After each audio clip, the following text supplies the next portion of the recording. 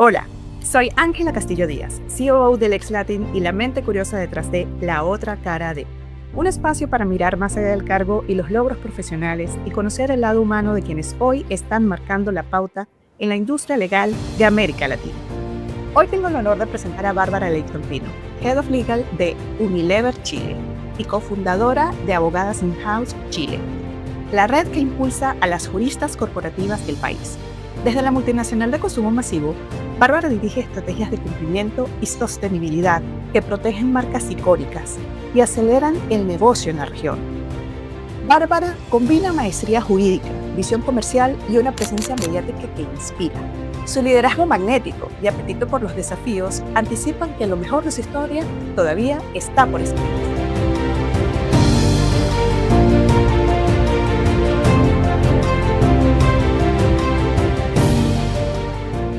Bárbara, bienvenida a La Otra Cara de. Un placer tenerte en este espacio. Por Hola, favor, Ángela. muchísimas gracias. Por favor, Bárbara, cuéntanos un poquito más de ti. Bueno, soy abogada de la Pontificia Universidad Católica de Chile, em, primera profesional de mi familia. Llevo 10 años trabajando en Unilever, antes trabajé en una empresa de e-commerce. Soy mamá, soy esposa y soy dueña de un perrito. Qué lindo, Bárbara, muchísimas gracias. Pues nada, comencemos con esta sesión de La Otra Cara de. Había preparado las siguientes preguntas y comienzo. La primera de ellas es, has mencionado que el área legal debe ser un compañero de guía, que guía, no que persigue. ¿Cómo implementas esta filosofía en tu día a día en Unilever? Mira, esto es para mí una convicción muy arraigada en mí como persona y en la forma de ejercer y en la forma que yo siempre he visto el derecho. Siempre he creído que el rol legal no es decir sí, no y quedarnos en eso, sino que tenemos el deber de hacer que las cosas pasen y que pasen de forma segura y estratégica. En Unilever lo vivimos así todos los días, con curiosidad, con cercanía al negocio, generando confianza, estando disponibles para construir juntos. Yo siempre digo, nosotros hacemos arquitectura jurídica, ustedes díganme el Frankenstein que quieren construir y lo hacemos posible juntando la normativa y viendo cuál es el mejor camino para lograr los objetivos. Em, Eso implica que trabajamos mucho en conocer el negocio a profundidad, no solo en los aspectos legales, sino que también cómo se maneja una planilla de precios, cómo se determina el precio, cómo se define el P&L, etcétera. El end-to-end del negocio, porque si no conozco ese end-to-end del negocio, muy difícil es plasmar algo en el papel. El papel aguanta de todo y nosotros lo que buscamos es que el papel plasme la realidad de lo que está pasando y de lo que somos capaces de lograr, no cosas etéreas, no cosas que no son reales. Y para nosotros es fundamental construir eso desde la confianza. Y por eso siempre creemos, y yo personalmente creo y digo que en el fondo legales no está para perseguir ni para ir con el garrote detrás de la gente, está para construir. Tiene que ser un espacio de confianza. Eh, si la gente no confía en el abogado, entonces ¿en quién? Somos un poco el psicólogo, el cura y el abogado. Tienen que venir a confesar sus pecados, lo bueno y lo malo, las ideas que tienen, y un poco desde ahí es donde vamos construyendo. De pronto vienen con una idea que tienen, de repente vienen simplemente porque quieren hacer brainstorming de algo que están pensando que puede salir, y el poder estar desde el inicio, desde el germen de una idea, es lo que al final del día nos hace poder acompañar a los diferentes equipos, a las diferentes ideas dentro de la compañía de manera exitosa. Es muy importante para nosotros no llegar al final cuando ya está todo cocinado, sino que estar desde el nacimiento de las ideas, porque desde ahí podemos generar valor anticipando posibles riesgos y mitigándolos desde un inicio, lo que hace que los procesos de construcción sean también eficientes, tanto en costo como en tiempo. Y la verdad es que nos ha dado muy buenos resultados. Eh, Nosotras en el equipo siempre decimos, nosotras no somos legales quien da advice al negocio, no somos un business partner. Yo también soy parte del negocio. Nosotros Claro. también, legales también es parte del negocio. Y por lo tanto también tiene que tener apetito de riesgo, tiene que tener ideas y tiene que involucrarse en la construcción del mayor valor, no solo asesorar desde afuera, sino que sentir cada proyecto también como propio. Definitivamente. Pregunta curiosa, Bárbara, ¿cuántas personas te ayudan en esta labor de, bueno, triple de ser confesor, guía, psicólogo? Yo tengo 2 personas en el equipo, una que me ayuda con sustentabilidad y otra que ve más temas cross. De acuerdo. Ahora me voy a mover un poquito fuera de Unilever y voy hacia tu otra faceta, como emprendedora social, vamos a ponerlo en esos términos. La red de abogadas in-house Chile ha crecido significativamente. Por favor, cuéntanos un poquito más acerca de la red y contéstame, dime, ¿cuál fue el momento clave que te impulsó a cofundarla? ¿Y qué impacto ha tenido esta organización en tu carrera, este paso que diste de cofundación? La verdad es que la creación, fundación y crecimiento de Abogados In-House ha sido una locura desde el inicio. Eh, todo Cuéntanos desde el partió principio. todo partió en la premiación del GC Power List del Ujú. 2022 que hostea Legal 500. Y yo había participado en su versión anterior, había tenido el placer de ser reconocida por dicha publicación antes, y ya había notado que eran pocas mujeres. Esta era mi segunda vez ahí y dije, no es posible que seamos tan pocas. Uno veía mucho terno, poco pelo largo, poca mujer en general. Claro, Decía, No hay ninguna posibilidad de que esto sea representativo, es la realidad. considerando que las escuelas de derecho en Chile al menos somos 50% y 50% hace años, si es que no somos más mujeres las que egresamos cada año Ya. y que nos titulamos. Entonces, desde una lógica puramente En las gerencias matemática, jurídicas, Bárbara, perdona, en las gerencias jurídicas, ¿cuál imaginas que debe ser la proporción, digamos, de lo que tú conoces, y de las empresas que hacen vida en Chile? ¿Cuál debería ser la proporción, más o menos de representación femenina? Ya no en cargos de responsabilidad, pero dentro de los departamentos legales. yo creo que fácilmente puedes llegar también al 50 o 40. Quizás no en cargos de liderazgo estamos al debe Todavía. todavía, pero dentro de los equipos hay muchas mujeres también.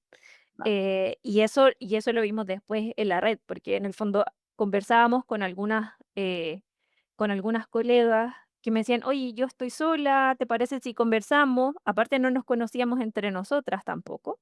Eh, entonces me acuerdo que se me acercó la directora legal de Adidas y me dice, oye, yo estoy sola, ¿te parece si, no sé, estamos en el evento juntas como para conversar con alguien? Y yo, sí, obvio. claro, Nos vio otra chica conversando y me dice, oye, ¿puedo conversar con usted? Sí, claro. Y ahí como que surgió muy orgánicamente que vieron 2 personas conversando, después 3, 5, 10 y todas hablábamos de, oye, los equipos in-house son pequeños, a veces uno quiere hacer brainstorming de alguna norma, de alguna cosa que se le está ocurriendo al legislador, ¿cierto? Y no tenéis con quién conversar sin pagar en el fondo, porque claro, puedo hablar con mi estudio jurídico, pero, pero en el fondo claro. empieza el costo y obviamente dentro de una empresa el tema presupuestario es súper importante, más para legales. Entonces, es como, ¿con quién hablo? ¿Con quién? ¿Dónde miro? Etcétera. Y, yo dije: "¿Por qué no hacemos un WhatsApp y por último nos podemos juntar a un happy hour?", qué sé yo, etcétera. Te Claro. estoy hablando que esto fue un martes, ¿ok? Salimos de ese martes con un WhatsApp de 20 mujeres, menos, no éramos más que eso. Y el jueves había otro evento de Legal 500, que era el Summit en Chile, y la directora legal de Adidas exponía. Y de nuevo fue sola, entonces yo me paraba y le tomaba fotos para que ella tuviera fotos de su exposición, porque nos pasa que incluso internamente después tú no puedes decir fui a este evento o fui a este otro, porque a veces vas solo, entonces no tenés ni quien te tome fotos. Eh, Dios mío. y después comunicaciones te reta de que no tenés ningún material para poner en el newsletter interno o este tipo de cosas. Eh, pero es una realidad que nos pasa, somos equipos pequeños, salvo excepciones, en general somos equipos pequeños.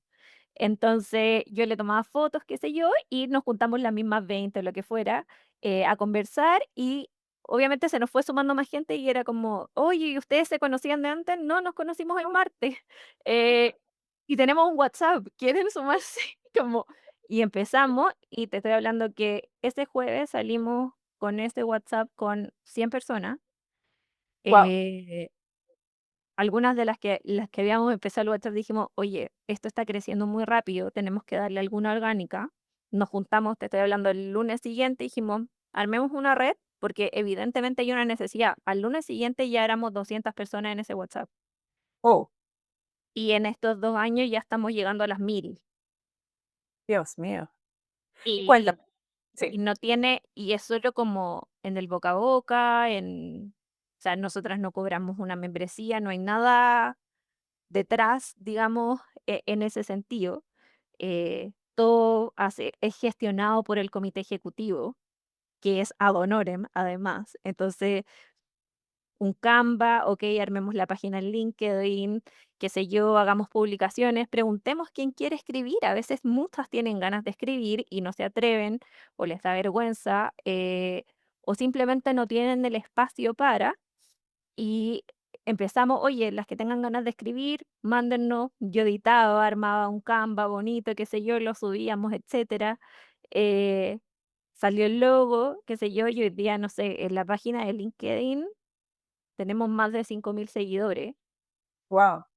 para cero publicidad, digamos, pero además en la red son casi 1000 abogadas, hacemos eventos todo el tiempo, tenemos webinar todos los meses de temas que también son súper contingentes y pioneros, y nos hemos ido dando cuenta que como usuarios del servicio legal también, tenemos como esta dualidad, ¿no? Nosotras prestamos internamente un servicio legal, pero también somos usuarios del servicio legal. Entonces, Total. solemos tener o ir muy ser muy innovadores en los temas que estamos pensando que nos pueden llegar, como, oye, pero privacidad de datos, sí, privacidad de datos, mucho cybersecurity, datos tecnológico, etcétera. Sí, pero en el mundo laboral también hay datos. O sea, todas las empresas, chica o grande, tienen empleados, así que hace manejo de datos. Y si hacemos un webinar de cómo impacta esto como en el derecho laboral, ya fantástico.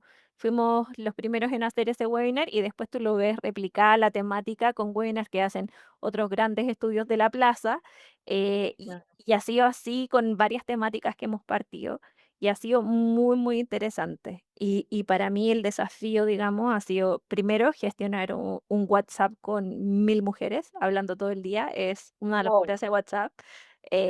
Hemos sido muy duras con las reglas, por supuesto, porque como Obvio. abogadas tenemos que también velar por el compliance de lo que se comparta, etcétera, que es un chat precisamente para el desarrollo personal, etcétera, pero hemos tenido también muy buen feedback de las miembros de la red en lo mucho que les sirve este brainstorming, este poder compartir, el incluso no sentirse solas en, oye, el gobierno sale diciendo una cosa en las noticias y la ley sale 2 semanas o 3 semanas después y todo el mundo en la oficina me pregunta y no sé qué decir porque no hay nada.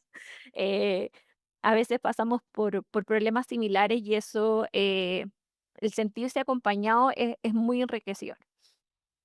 Y cuéntame una cosa, Bárbara, digamos, desde esa primera etapa de las 20 100 personas hasta esta otra, digamos, ¿cómo has podido, se han planteado la posibilidad de darle un poco más de estructura a la organización? Aquí hablando desde la ignorancia, preguntando desde la ignorancia, este, digamos, de alguna forma, ¿cuáles son los planes a futuro y cómo están manejando todo esto? Porque liderar un grupo de personas de 1000, moderar una conversación y hacer toda esta cantidad de, acometer esta cantidad de iniciativas, imagino, pues comporta una cantidad de recursos importantes.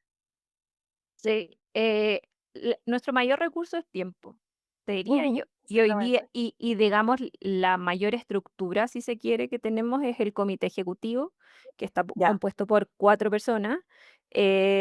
Y en el fondo ahí hay mucho de la organización. Nos contacta un estudio de abogados que quiere hacer un webinar, que quiere hacer un desayuno, etcétera.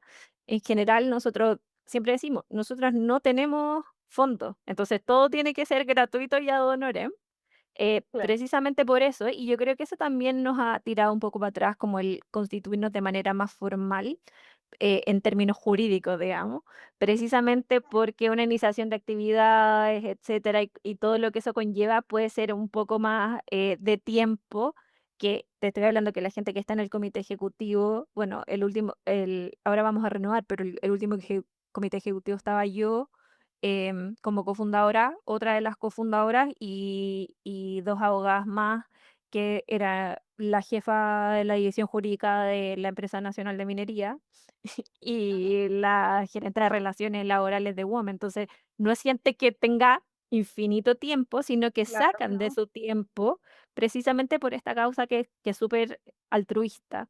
Eh, y un poco también siempre hemos hablado de la importancia de que la red la hacen todas.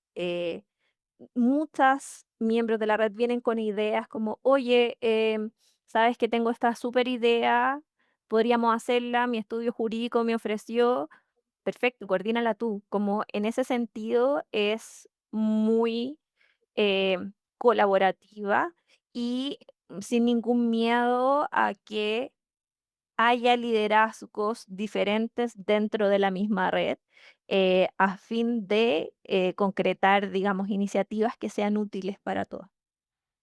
Claro, claro, definitivamente.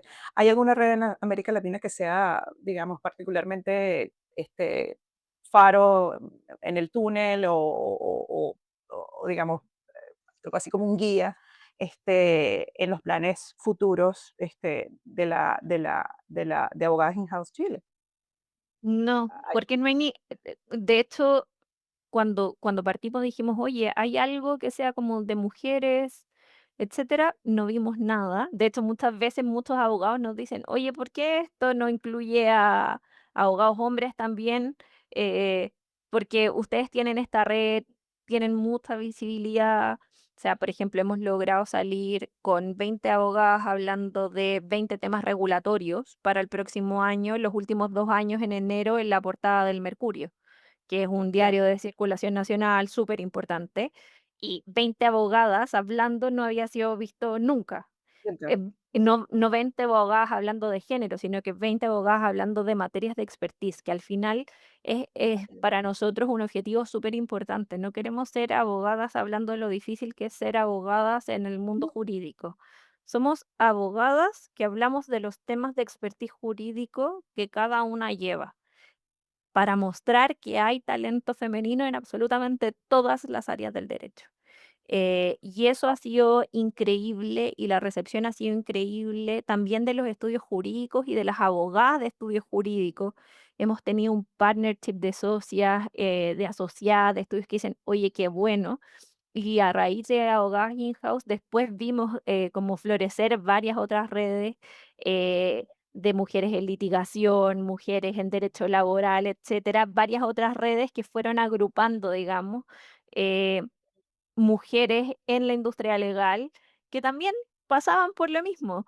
Entonces, para nosotros felices de que salgan más y más iniciativas de esta naturaleza, porque al final del día creo que eso ayuda mucho a visibilizar y apoyar eh, a las mujeres que ejercen la profesión desde una perspectiva de manejo de carrera, ¿no? De cómo enfrentar los desafíos dentro del marco corporativo o dentro de la industria legal, no sintiendo que están en desventaja, sino que tal vez reconociéndolas, si es que eso es así, pero también haciéndoles frente de manera proactiva.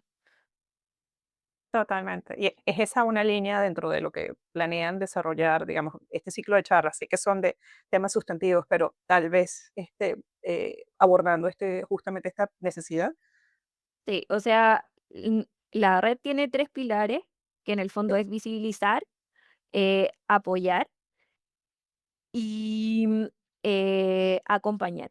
Y, dentro de lo que es, acompañar, bajo cada pilar en general se van desarrollando distintas actividades, y el último año tuvimos un ciclo de, mentorías, Sí, en conjunto con el estudio DLA Piper. Sí. que fue muy, muy enriquecedor y precisamente fue orientado a esto, a el desarrollo de carrera, cómo enfrentar tu desarrollo de carrera, etcétera. Y la verdad es que el feedback fue increíble. Tuvimos Eh, participantes de increíble nivel como mentees y como mentoras también, en el fondo socias de estudios jurídicos, vicepresidentas legales de empresas súper relevantes. Y la verdad es que la dinámica que se dio fue realmente atómica. Y en general en la red se están dando esas conversaciones en todo momento de manera súper orgánica. Hemos tenido personas que de repente se nos acercan en alguno de los eventos y nos dicen, oye, ¿saben qué? Gracias a la conversación que tuvimos de marca personal y el webinar, decidí que me voy a mover de trabajo porque quiero trabajar en esta otra área de mí. Y no me hubiera atrevido ni hubiera dado ese paso nunca si no hubiera sentido esta preparación detrás.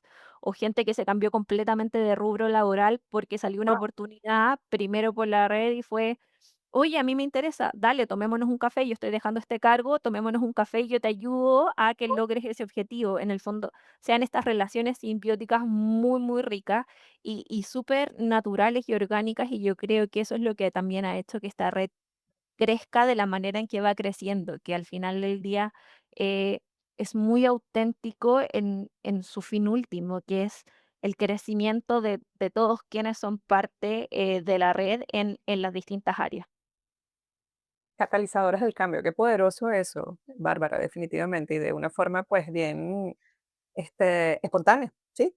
Orgánica, como tú acabas de mencionar. Moviéndonos un poquito de temática, Bárbara, has indicado en otras entrevistas que te preocupa la hiperregulación y su efecto en las pymes. ¿Qué medidas crees que podrían equilibrar la necesidad de regulación con el crecimiento económico? Es una pregunta súper difícil porque no hay una fórmula mágica. Yo creo que si hubiera una fórmula mágica, alguien mucho más inteligente que yo ya lo hubiera implementado. Eh, y también, bueno, Chile es particularmente un país súper legalista. Tenemos muy culturalmente arraigado el hecho de que creemos que las leyes cambian realidades. Es un país donde las leyes se venden en la calle, digamos, al lado del periódico, en un kiosco, tú vas a encontrar el Código del Trabajo, etcétera, que también es bastante interesante. Eh, pero, pero la regulación excesiva perjudica a las pymes y en definitiva perjudica a los entornos económicos. Eh, las normas son importantes, pero también la proporcionalidad y funcionalidad de las normas. No tiene ningún sentido llenarnos de normas solo por parecer un país muy regulado o que tenemos muchas cosas que hacer cuando al final son letras muertas, nadie las fiscaliza, pero sí generan una carga en las empresas. Eh, a veces exigimos a las pymes cumplir con los mismos niveles que una multinacional y eso no es solo injusto, sino que también es ineficiente en un contexto económico en el que lo que se busca precisamente es el crecimiento. El foco para mí tiene que estar en que las regulaciones protejan lo que tienen que proteger, que protejan los derechos de las empresas, los consumidores, los trabajadores, etcétera, pero sin asfixiar la iniciativa económica, diseñando normas que tengan una perspectiva de tamaño, que tengan aplicaciones proporcionales a los tamaños de las empresas, creando herramientas de cumplimiento que sean asequibles a los distintos tamaños de empresas. Las multinacionales tienen acceso a un estudio jurídico, una pyme muchas veces ni siquiera tiene acceso a pagar un abogado. Eh, Claro. en Chile en particular tenemos un problema importante con la permisología y el tiempo brutal que demora obtener permisos. Eh, Empresas grandes pueden soportar ese tiempo y el costo que implica, una pyme muchas veces no. Y eso incentiva la informalidad. La informalidad afecta los impuestos, afecta la calidad del trabajo, afecta la calidad del empleador que está dispuesto a ofrecer trabajo. Hay muchos colaterales asociados a ese tipo de cosas. Y hay medidas más sencillas que se pueden implementar, ventanillas únicas en donde los trámites se hagan en un solo lugar, no tener que ir a 10 autoridades distintas, sacar 10 permisos diferentes, etcétera. Eh, y siempre avanzar desde una lógica del acompañamiento, no solo de la fiscalización, sino que de cómo logramos que haya más empresas bien desarrolladas y bien implementadas. Entre más crezca la actividad económica, más crece el país. Y creo que lograr ese sano equilibrio entre una y otra cosa es al final lo que tenemos que hacer desde una medida legislativa. De acuerdo. Moviéndonos de nuevo, Bárbara, ya un poquito más hacia la parte de tu carrera profesional y tu trayectoria. Has trabajado en diversos países y culturas. ¿Cómo ha influido esta experiencia internacional en tu enfoque del derecho corporativo y la gestión de equipos? Mira, trabajar en distintos países me enseñó la potencia de las culturas organizacionales más allá de la cultura compañía. Uno Ajá, tendería a pensar que, bueno, Unilever es una gigante a nivel internacional, entonces más o menos todas las filiales de Unilever deberían ser iguales organizacionalmente, etcétera. Pero la realidad es que la cultura de cada país permea mucho las organizaciones. Eh, sí, y eso hace que las realidades de la organización sean muy distintas en un lugar y otro, desde la forma en que se trabaja, desde la forma en que se comparten un almuerzo, desde la forma en que se hace el happy hour, hasta cómo enfrentas un problema en el día a día. Eh, y eso hace que uno no pueda aplicar un enfoque de copy-paste, de, ok, lo que funciona en Chile va a funcionar en Perú y lo que me funciona en Perú me va a funcionar en Estados Unidos, o lo que funciona en Estados Unidos por ser una economía más grande, por defecto va a funcionar en Chile y va a funcionar en Perú. Cada mercado tiene su dinámica, cada mercado tiene su sensibilidad y también cada mercado tiene una manera de enfrentarse al derecho diferente. Hay lugares en donde la ley es más respetada, en otros lugares es como, no, sí, sabemos que existe, pero sabemos que nadie fiscaliza. En otros lugares es, no, la ley me paraliza porque litigar es demasiado fácil y es carísimo. Entonces, hay distintos incluso approach personales a cuando tú dices, la ley dice esto. Entonces, puede ser la ley dice esto, pero podemos mirar otras alternativas. La ley dice esto y me paralizo, la ley dice esto y da lo mismo lo que diga la ley. Eh, y así, en ese contexto, te exige también mucha adaptabilidad. Uno es formado profesionalmente en una legislación, entonces tiene también una manera de pensar, de interpretar la norma, etcétera. Pero cuando uno va mirando otros países, otras realidades, todos esos paradigmas o esas maneras lógicas, si se quiere, de llegar de A a B, se te cambian y se van moviendo, lo que es súper enriquecedor para uno, porque yo siento que el cerebro me creció gigantescamente y que es como que se ramificaron y ahora de A a B hay 100 caminos. Y también uno aprende mucho de la diversidad, la ventaja que te da tener distintos puntos de vista y desde esa perspectiva lo que uno aporta en otra jurisdicción, también desde la propia formación y manera de pensar. Es súper enriquecedor poder llevar buenas prácticas eh, de Chile o Perú a Norteamérica. Uno tiende a decir, bueno, Norteamérica es mucho más grande, que les vamos a ir a nosotros a enseñar, pero la realidad es que en Sudamérica en general, nosotros vivimos en el buca, vivimos en la volatilidad, vivimos en que totalmente. dependiendo de la autoridad que tenemos, lo que se le ocurre hacer, etcétera. Entonces, en ese sentido, somos bastante resilientes y tenemos mucho esta flexibilidad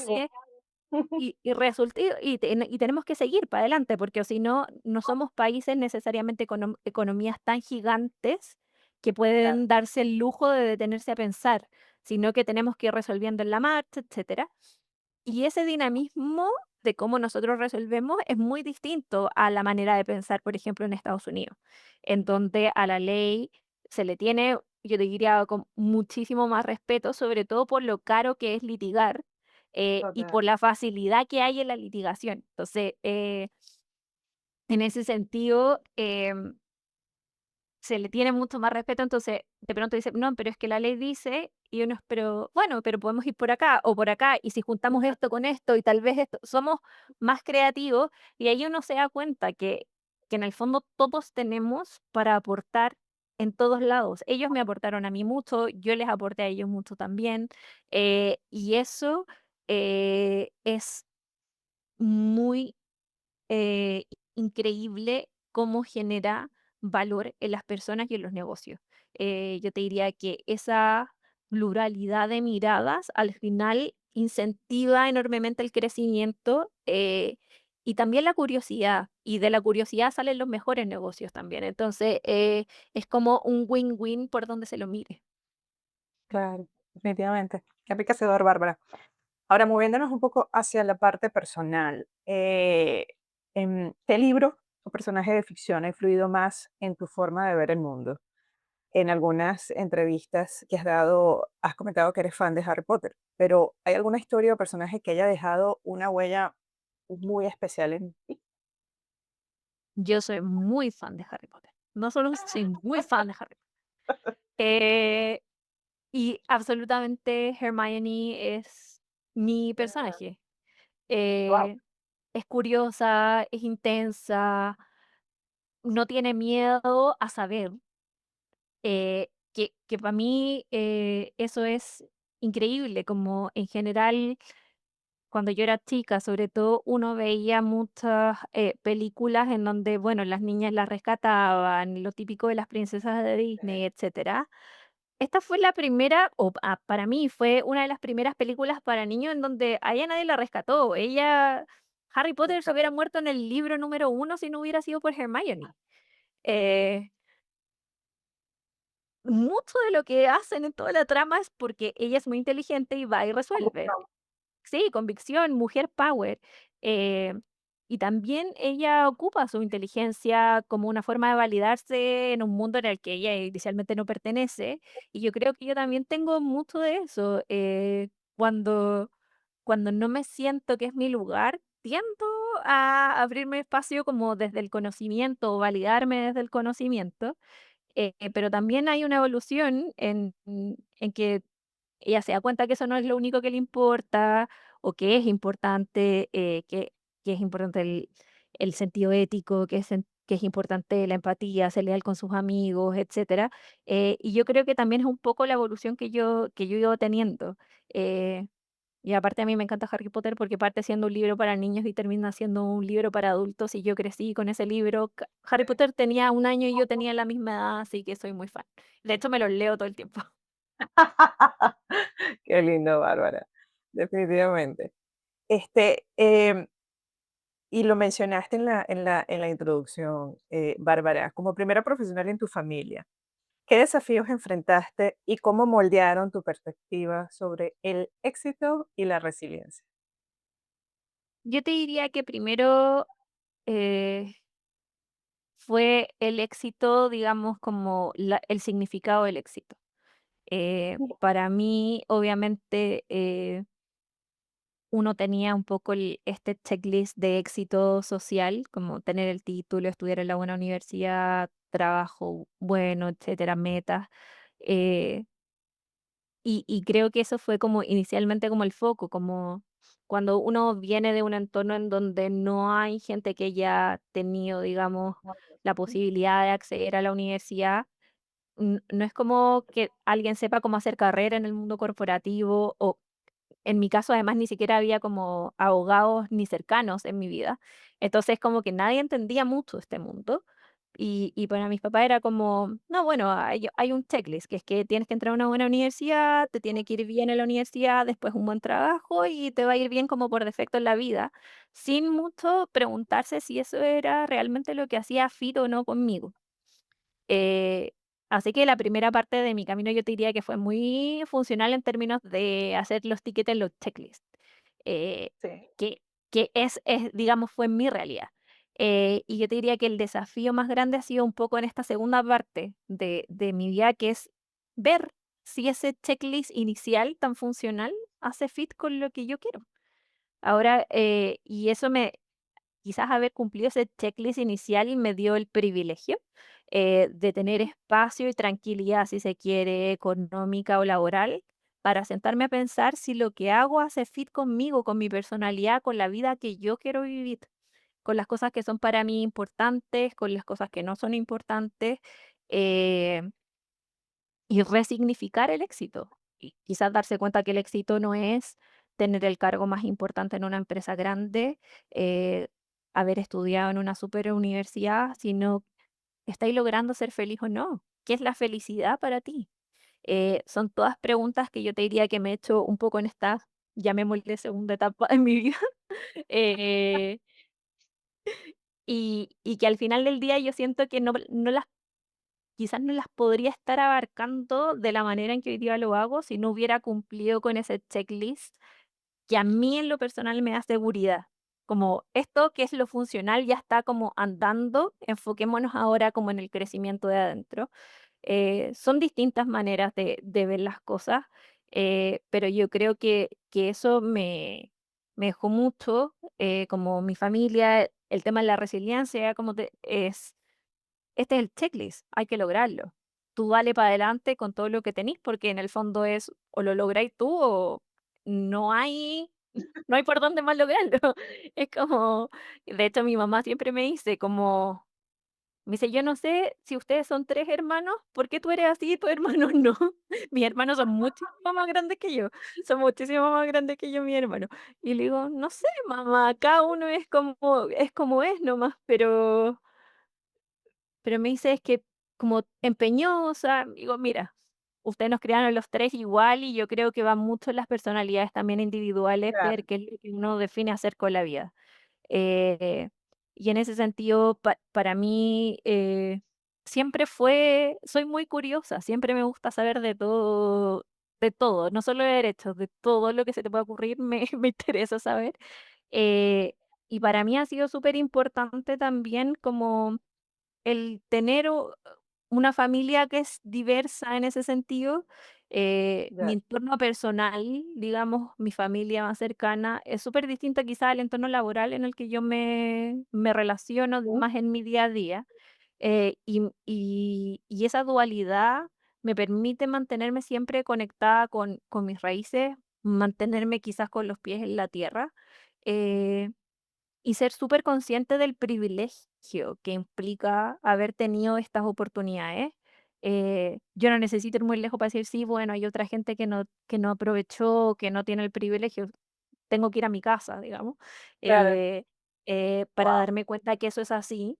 eh, y, mm, y ser súper agradecida de las oportunidades que han llegado y que yo también me he buscado y un poco, como te decía, en esta segunda etapa ha sido un proceso más de valorar que también yo decidí hacer ciertas cosas, que en el fondo hay un componente, uno de pronto dice: "No, esto fue suerte", pero también hay un componente de decisiones que uno toma y dice: "Oye, me voy a forzar en esto, esto es lo que yo quiero, aquí soy bueno", como de autodescubrimiento, identificar y hacer ese match con lo que a uno de verdad lo mueve.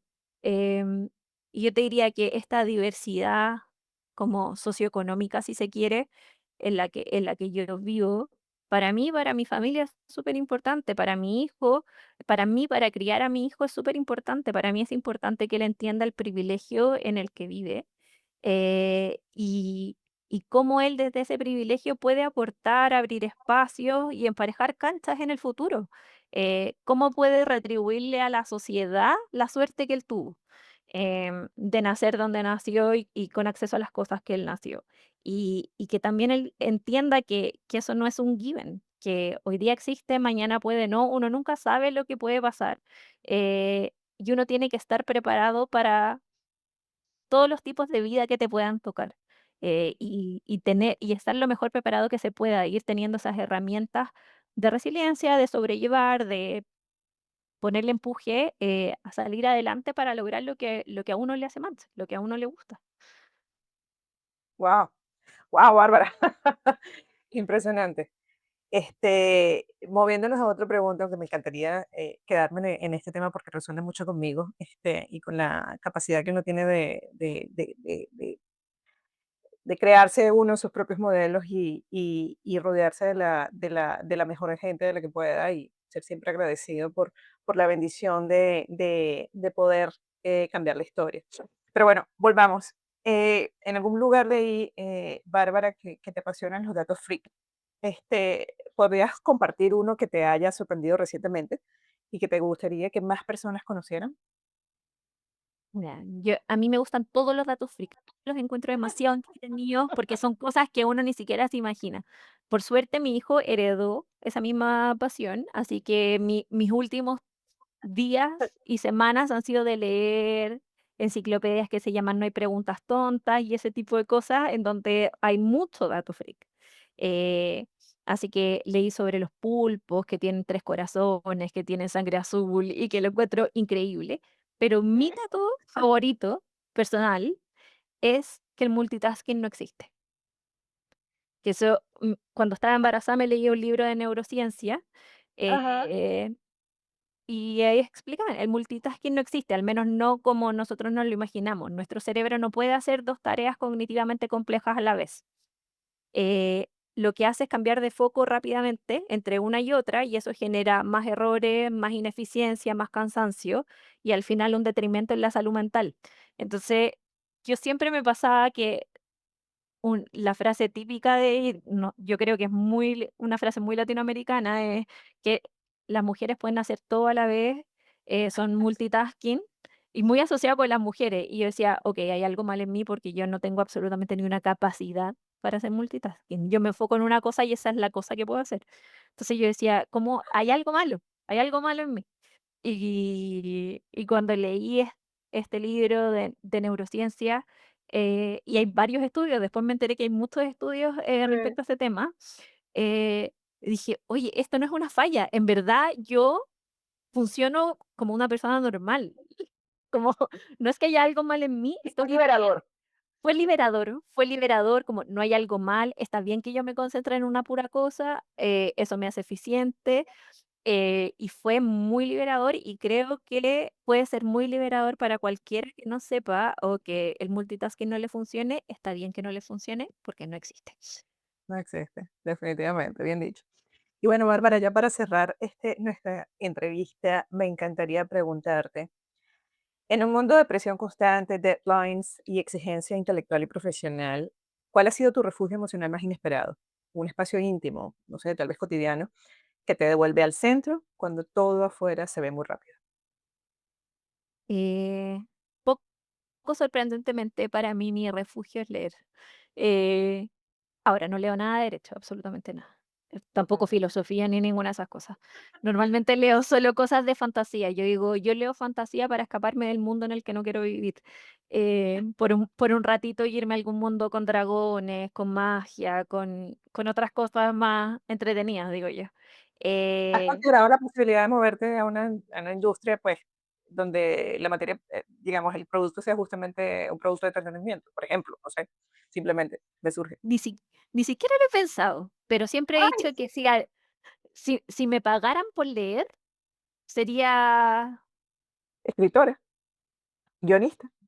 guionista, no sé, o hasta editora, editora Mm, de libros, podría leer todo el día, sería increíble, no, soy muy buena para leer, de hecho el año pasado me leí 40 libros en el año, uh, de hecho por eso tengo Kindle, mi marido dice, no, estaríamos entre que la bancarrota y tapizados de libros si te dejáramos solo comprar los libros físicos.